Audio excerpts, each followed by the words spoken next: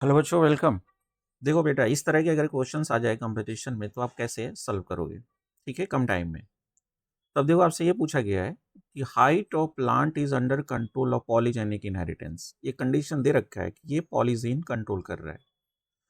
Statement देखो, the height of plant is 12 feet having genotype this one, all genes are recessive, and the height of plant becomes 22 feet if having genotype this. So what will be the total height of plant, that means having genotype this? Clear? तो total height पूछा गया आपसे। तो अब देखो, हमारे पास सारे gene अगर रिसेसिव है बेटा, तो हाइट कितनी है? 12 फीट है।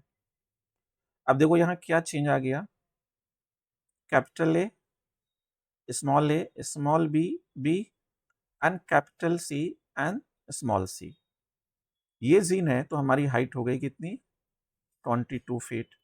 तो अब देखो, इस जीनोटाइप से और इस जीनोटाइप में क्या अंतर दिख रहा है आपको? यहाँ दो कैपिटल जीन आ गए और इस दो कैपिटल के कारण हाइट कितनी बढ़ गई? 10 फीट बढ़ गई। तो दैट मीन्स ए एंड सी का कंट्रीब्यूशन कितना हो गया? 10 फीट का। तो बेटा इधर वन की अगर बात करें हम लोग, इधर ए और सी, तो कितनी की हो गई? 5 फीट की हो गई। अब आपसे पूछा क्या गया है? देखो यहाँ आपसे पूछा गया है ये, इस जीनोटाइप वाले प्लांट की टोटल हाइट क्या होगी? तो अब देखो कितने डोमिनेंट है, 1 2 3 4 5। तो 5 डोमिनेंट है, तो 5 × ए का कितना आया था? 5 फीट आ गया। तो टोटल कितने हो गए बेटा?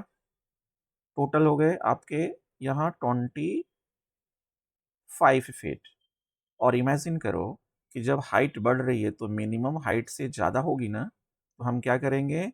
मिनिमम हाइट को यहाँ जोड़ देंगे। तो अब टोटल हाइट कितनी हो गई बताओ? 25 × 12 फीट कितने हो गए? 37 फीट है। देखो यहाँ आ गया। क्लियर? तो पॉलीजीन की क्वेश्चंस अगर आए तो इस तरह आप लोग टेकल कर सकते हो।